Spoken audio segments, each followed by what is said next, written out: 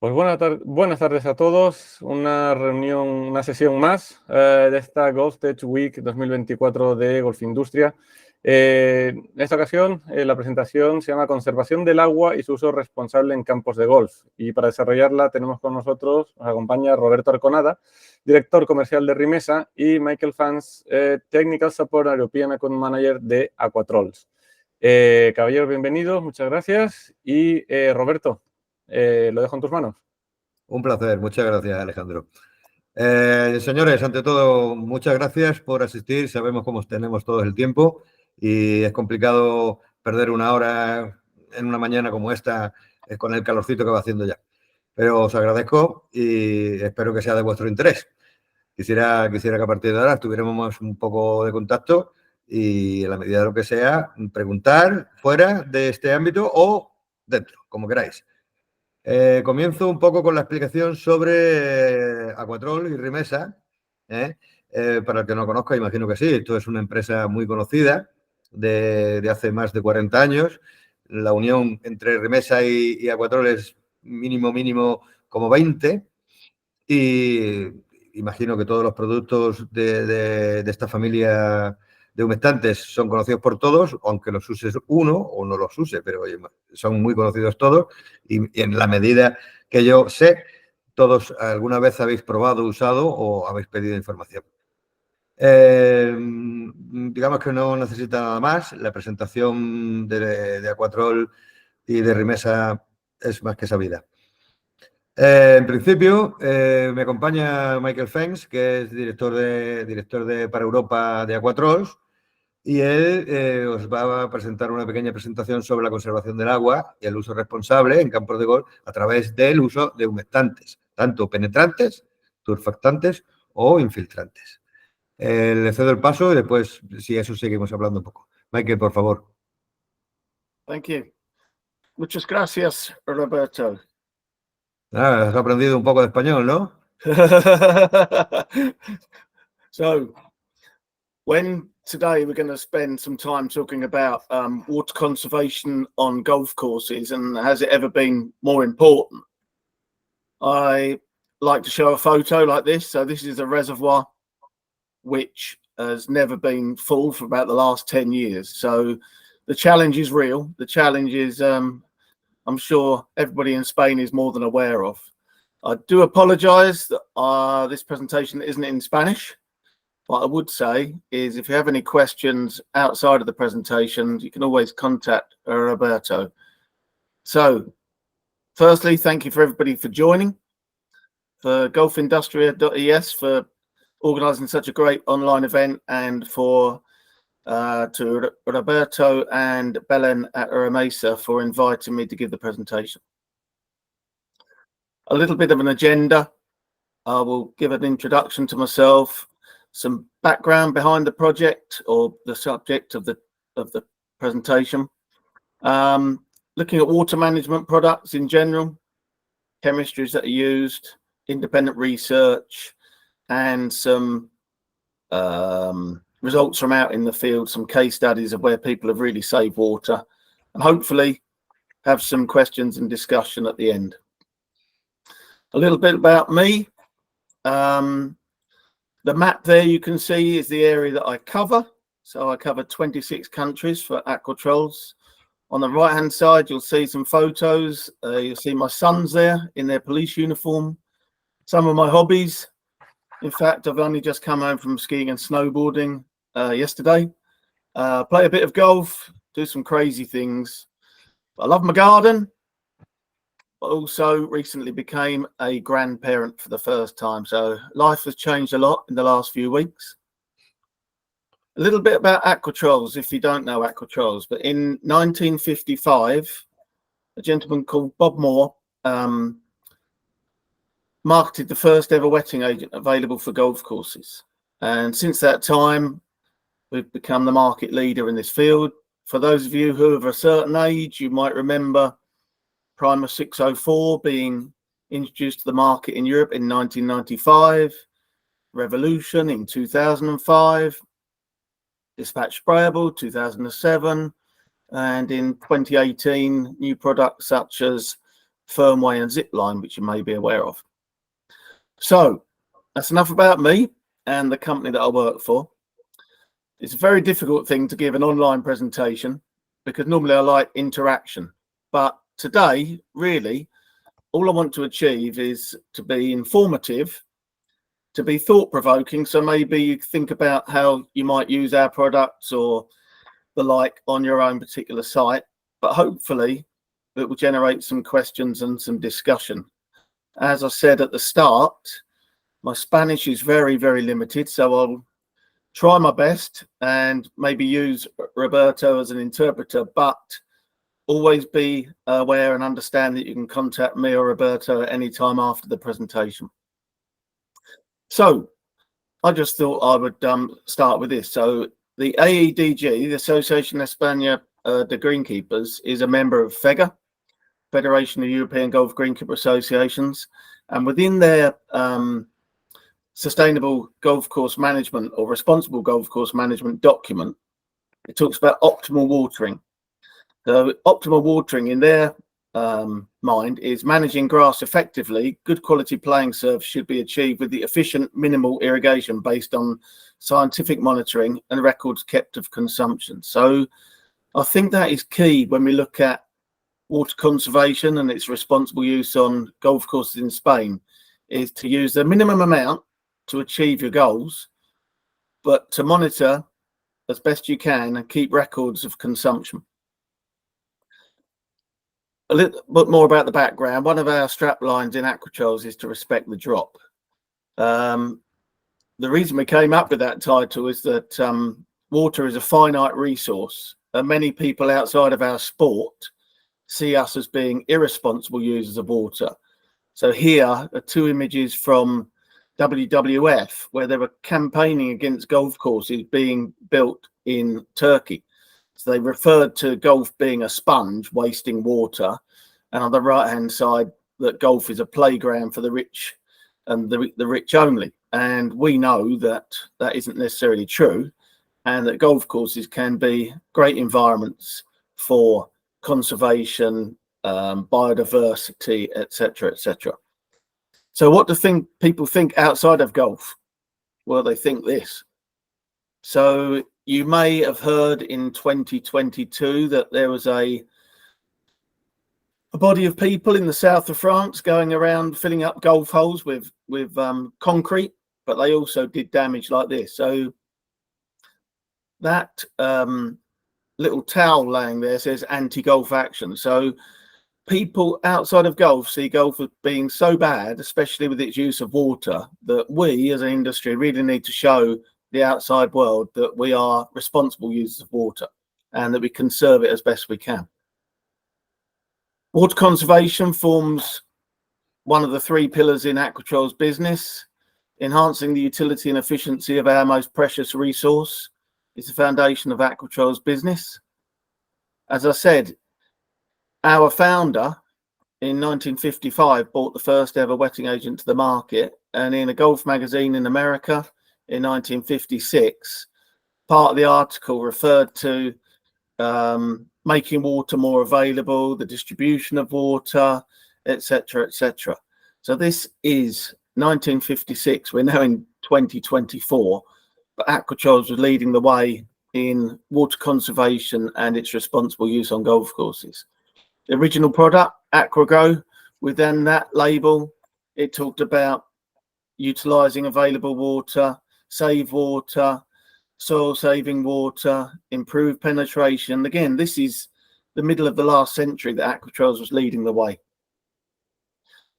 Myself, I had about 20 years in greenkeeping, but there are 3 golf courses there that I managed over a period of time. And at none of these sites did I have access to any water from mains, from the borehole, or from a river. Every drop of water I had to get from lakes on the golf course. So during the winter, we had to store winter rainfall, redistribute it around the lakes on the golf course. And once the summer started and irrigation started to be required, I had to use whatever I had available because I couldn't get any more. that takes me on to the R&A, the Royal and Ancient Golf Course 2030 document. And I've highlighted there in green that designers of golf courses should, where feasible, water for irrigation should be generated on site through recycling, drainage, rainwater harvesting, irrigation reservoirs and other technologies. So really a golf course should be self-sufficient of water and capture everything it can. But we talk about places on the Iberian Peninsula where those reservoirs just haven't been topped up for many years. This was a picture I took in May of 2019 when the first winter really came that irrigation reservoirs hadn't been topped up by winter rainfall across the winter. And subsequent years, I believe I'm correct in saying, it hasn't happened since. So the ideal of golf courses capturing water in on-site reservoirs and utilising that water for irrigation is very tricky in Spain. I found this when I was researching for today's presentation. So when we talk about water loss through evapotranspiration, i.e. the water loss from evaporation from any surface or from transpiration from the plant, this is a little graphic showing a small area of Spain, and it's from 2004. And it was showing that in some of those areas there'd be 8 millimeters loss per day. And what I do know is over the last 20 years since this was done, those evapotranspiration rates have only got higher. Interestingly, something you might want to look at is the Cordoba University did a study on projections of evapotranspiration up to the year 2100. And it's not a pretty picture. It's computer generated, it's done on certain models, and it shows that the challenges that greenkeepers in Spain are going to face in the next 70, 75 years are going to be incredibly difficult. So we're very challenged now on the extremes of the weather, but it's only going to get more difficult. So that's a bit about the background. That's why I came up with the title of water conservation and its responsible use on golf courses, and golf courses in Spain in particular. But I think we can all agree there's a need to conserve water and use it responsibly on golf courses across your country. So when we talk about water conservation products, most people talk about wetting agents, but wetting agents are soil surfactants, but not all soil surfactants are wetting agents. So some products in this category can help you retain moisture, some can help you release moisture and move it further down through the profile, etc. So what I'm going to concentrate on at a very high level is surfactant chemistry. Is not going to dive too deep into that because that's a completely different presentation. But I will show some independent research which will hopefully highlight how water can be conserved and can be used responsibly in some independent research projects, but then how people out in the field, case studies, have used Aquatrols products to achieve that water conservation while also maintaining turf quality and be seen as responsible users of water. So, surfactant chemistries. There are anionic surfactants on the market, which are generally negatively charged. Great penetrants, not a great product to use if you have a clay soil because it can upset the structure of a soil. Cationic surfactants aren't generally used in our industry. They're often cause scorch, and they actually have a positive charge. But the majority of products in our industry, you may see this term quite regularly, are non-ionic surfactants. So they carry no net charge, and the majority of products, 80% of the products that are used in our market, are non-ionic soil surfactants, wetting agents. If we look at the evolution of surfactant chemistries, you'll see that what I highlighted earlier, that Aquatrols invented in the 1950s, was polyoxyethylene, also known as APE in the States. In the 90s, we saw the advent of block copolymers, and in 2000, something called alcoholic glycoside. 2003, you had humic substance redistribution molecules. 2004, methyl cap block copolymer, and 2005, multi-branch technologies. So people say to me, but what about since 2005? Well, there hasn't been a lot new since 2005. There's been new products, but there hasn't really been any groundbreaking, unique chemistry that would fall outside of these categories. In 2012, an article appeared in the USDA Green section, which I would advise you to go and read. It's in English, but I'm sure you can translate to Spanish online. And it's about 90% accurate. Some of the manufacturers quoted in the article disputed the categorization of their product. But when it comes to our market, there's a lot of value put on marketing rather than the science. If you're interested in the science, you want to know the derivation of each product and the formulation of it, then this article is quite a good thing to read. So surfactant chemistries, a complete presentation in itself, but I just wanted to cover a little bit at a high level to hopefully help you understand that soil surfactants on the market are all about the chemistries and the categories of chemistries used within each product rather than the claims in marketing. So research, as well as us carrying out independent research across the world, we have our own research farm. So you might say a research farm in the United States isn't particularly relevant to Spain, but we do try to generate conditions and have grass species there that will reflect the problems you might have in Spain. There aren't many companies with a research farm on this sort of scale. We have a USDA grade green and USDA spec green rather, and that is split with our own spec, and we play with lots of different chemistries on that particular site. We use creeping bent grasses that you might use in Spain. We use some zoysia. We use some Bermuda, etc., etc. So it might not be in Spain, but the conditions and the grass types and the construction hopefully give us some really good information on our products to then take them to independent research bodies. So this is just to be thought-provoking, really. So this is a trial in Europe, in Wales, in the United Kingdom, which showed a site which had incredibly inconsistent penetration times of water. So the blue line shows the untreated control. And during the course of the trial, it's about a 3-month trial, you can see that water droplet penetration times varied greatly across that site. What that would mean in a practical situation is that the use of water would probably be incredibly inefficient because irrigation systems would not necessarily identify the areas of concern, and areas that were wet enough already would probably be overwatered just to try and get water to penetrate into the dry areas. The red line shows our product, 5090, used in a way that we often advise, i.e. 2 applications at half rate early on.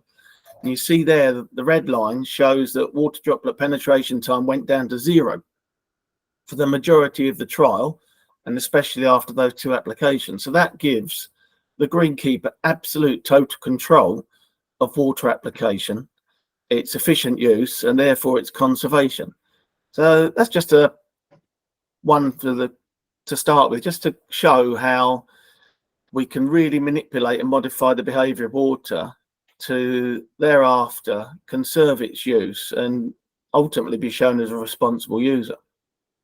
This is a trial on Primer Select. So this was done at the Michigan State University. And we don't just want higher amounts of water near the surface. We might want, in Spain especially, we might want water to be held at a higher level, but at depth throughout the surface. So what we found here with the Primer Select program was that at 50 millimeter depth, 150 millimeter depth, and 250 millimeter depth, primer actually involved with the equivalent use of water, 25% greater measurement on a soil moisture gauge. So in that situation, if you're aiming at a certain volumetric moisture content on your greens, you could actually achieve it using less water. Again, efficient use of available water resources and ultimately saving water. This is just a pre-trial test that was carried out in Aquatrols using material. So you'll see here it's referred to a coxylated polyol. That's just for reference, that when we mixed it with water and allowed it to penetrate through a really water repellent soil at certain concentrations against a competitor product that is seen to be a market leading penetrant, we actually got water droplet penetration time down incredibly low. So we took that pre-trial and we formulated a product which is dispatch sprayable.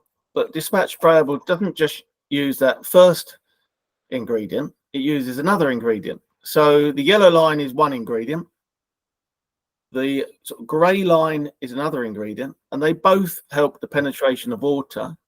But at the same concentration, what we found was with the bottom line, we could improve the infiltration and penetration of water incredibly efficiently at a incredibly low rate of application. Therefore, in practical situations, we could increase the efficient use of available water, stop it running off, and ultimately use less water. So here's a trial from the Ohio State University on a 4% slope, and those pipes on the photo on the right, they're not drains, they are where water's caught in those grills across the top. So it's truly measuring runoff down that slope. And what we found was runoff could be reduced by 20%. Now, how could that help on a golf course? Well, if you reduce runoff across the surface, you allow water to infiltrate and penetrate wherever it lands, that can have great impacts on things such as fair irrigation, etc.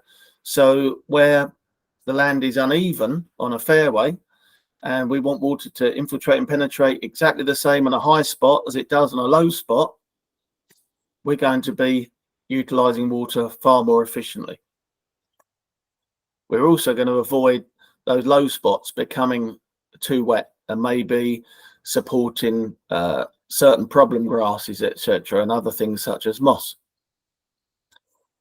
Similarly, on another trial at Cal Poly University at Pomona, we carried out a trial where 7 days after the application of dispatch sprayable, irrigation was applied on an 8% slope, and it was timed until it ran off. And what we found there was a 40% increase in time until the water ran off, which is quite profound because it just backed up the previous trial, which meant that on a slope, we got far more efficient use of water by treating with dispatch sprayable than not.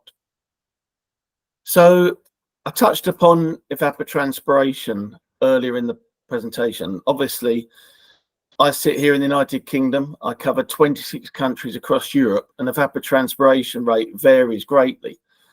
However, generally speaking, in the extremes of weather that we see across Europe, it's becoming far bigger factor at certain times of year. In Spain, generally, you have an issue with evapotranspiration all year long, i.e.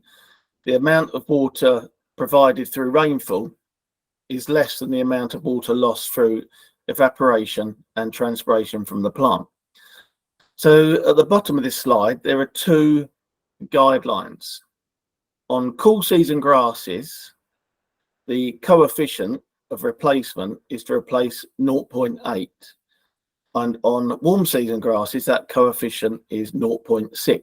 What that means is, for example, if evapotranspiration rate for the day was 10 millimeters, on a cool season grass, you'd need to replace 8 millimeters. On the warm season grass, you'd need to replace 6 millimeters. Now, if you have many, many days and weeks of this type of level of evapotranspiration, and we looked at those irrigation reservoirs earlier, you will start to run out of water.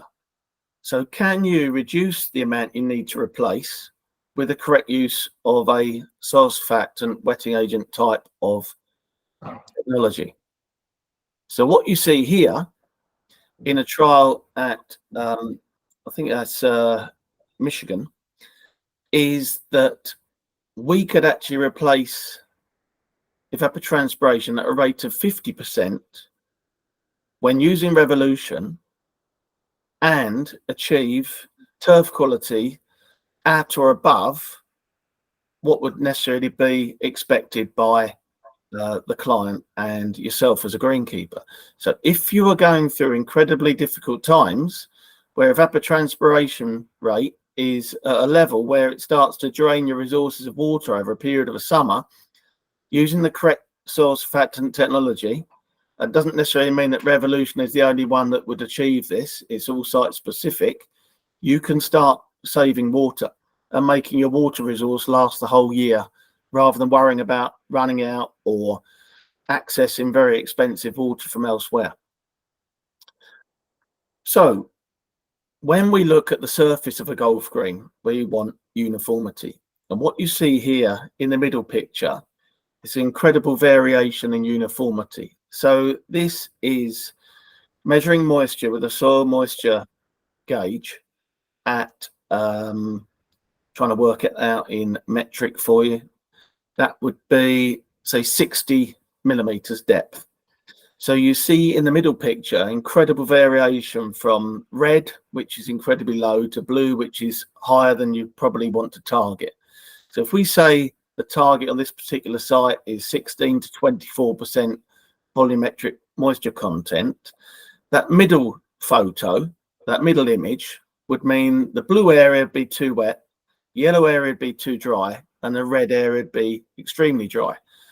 And no irrigation system could rectify that. The only way to rectify that would be localized hand watering, reducing the overall irrigation inputs, but trying to up them with localized watering, localized wetting agent applications on the yellow and the red areas. So the left picture was a leading soil surfactant at the time, which created a bit more uniformity.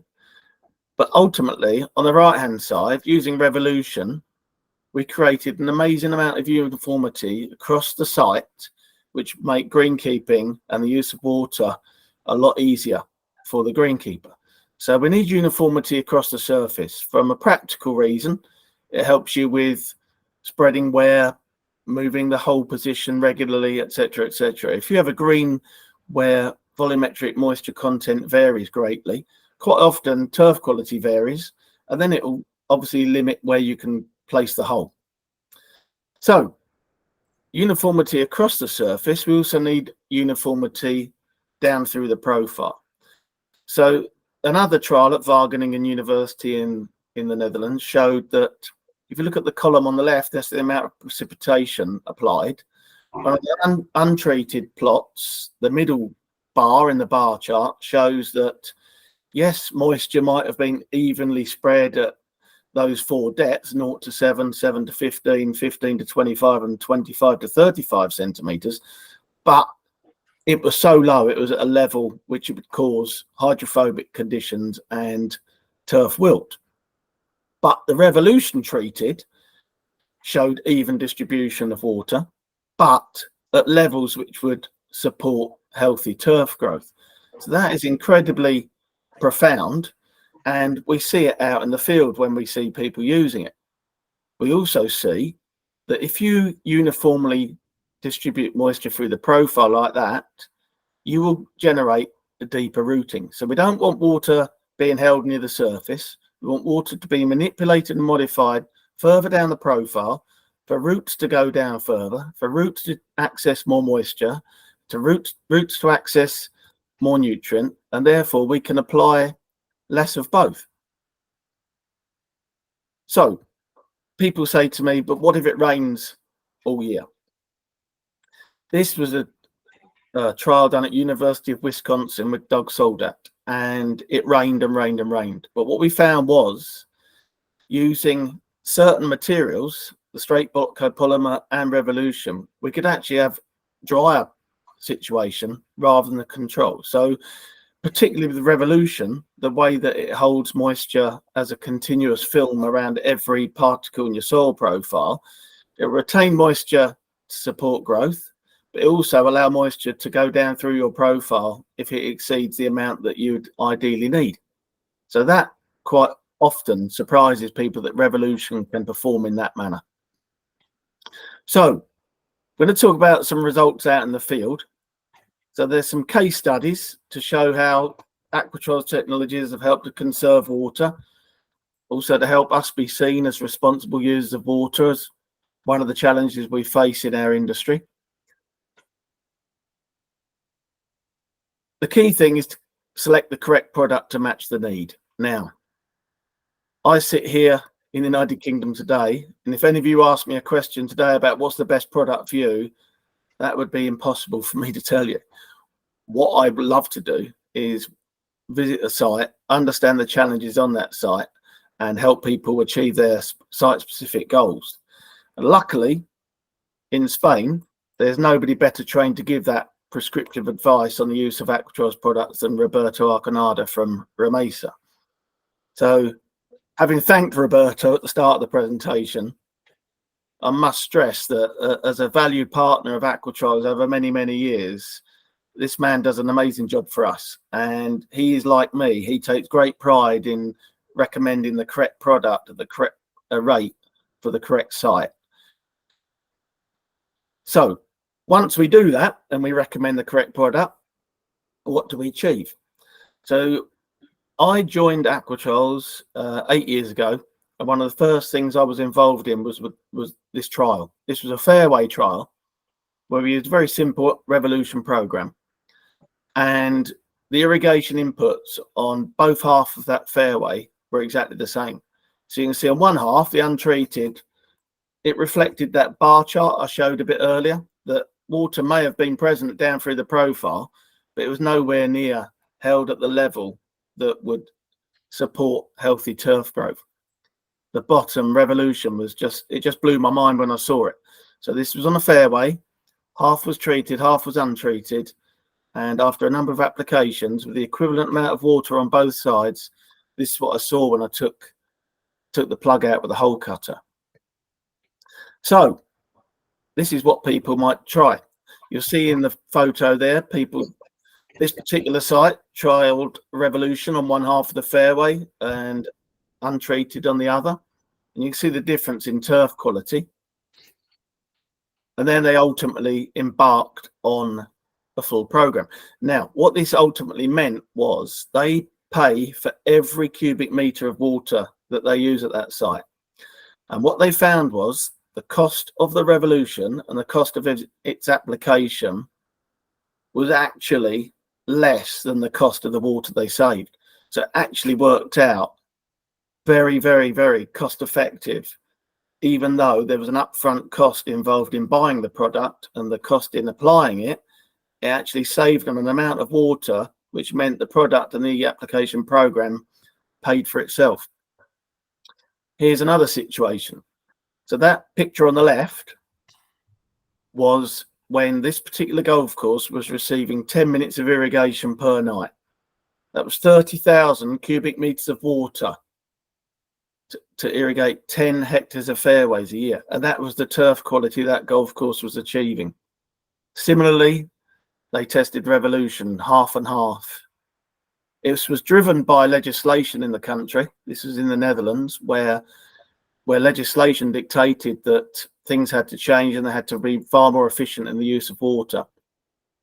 But what they found was that proactive preventative program with Revolution meant they could reduce their irrigation requirements by 2/3.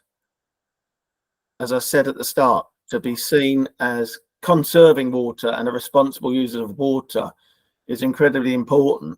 And in the Netherlands at that time, that was actually dictated by government legislation. So This is just from St Andrews in Scotland, where they reported a 50% reduction in the use of water, which is just an incredible reduction. Another British Open venue reported similar, significantly lower inputs of water than historical records and than local golf courses around his site. So this is a very interesting one. I visited this site in 2018, and you see on May the 8th, it wasn't looking particularly good. It was a new greenkeeper who had inherited a lot of thatch, and the irrigation system was a pretty decent irrigation system, but the hydrophobic areas were causing massive problems. And when I took moisture gauge onto this green, it ranged from 4% to 40%. And what I convinced the greenkeeper to do was to turn off the irrigation and use Aqueduct, our curative product, locally through a gun to address the problem areas, to make sure we didn't actually water the wet areas.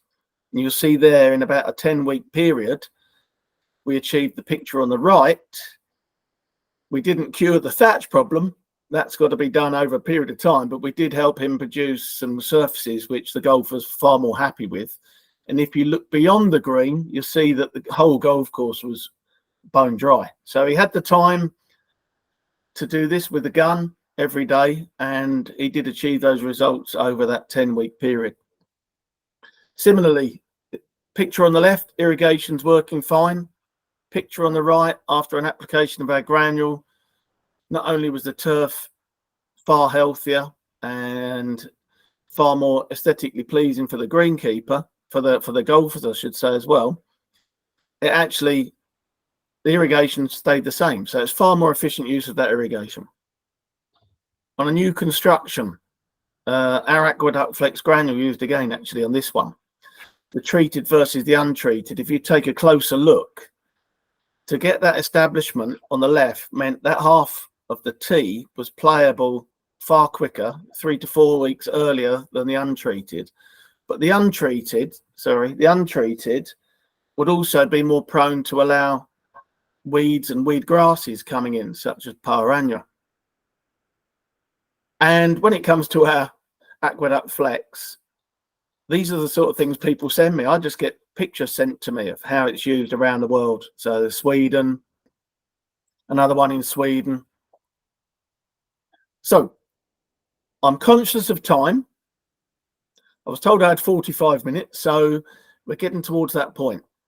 I hope that there was some informative content. I do hope that it's thought-provoking and hopefully results in more interaction with Aquatrols and with Rimesa on the topic, because we do take great pride in really prescribing the right product for the right site. But as far as Aquatrols is concerned, some of our products are covered by European patents, so nobody can copy them. We have over about 69 years of intellectual property and trade secrets, which sets our products apart. So even those products that aren't covered by patents, nobody's yet managed to copy. One thing to remember, the way water travels can surprise us. It, follows the path of least resistance. So you might put a drain in, water might not go into that drain for a long period of time. It doesn't always go where we expect. This is a golf green, which visually looked okay, but when we poured some water on it, the water didn't actually infiltrate at all, and it just ran across the green. It was like a modified stimp meter. We could actually assess the speed of the green by the pace at which water ran across it. Again, it doesn't always go where we expect it to go. So my key messaging is understand where you are now agronomically, decide where you want to get to, and think about how you're going to get there. So this, a bit bizarre for a Spanish presentation, but this is in a country where the emphasis was put on retaining moisture in a golf green, and over the winter the green got frozen so hard that the greenkeeper decided to try and smash up the ice using a vertidrain. The use of a moisture gauge is absolutely essential, especially I would say in Spain. Knowing your target, Ask for the research and the data for any product you purchase.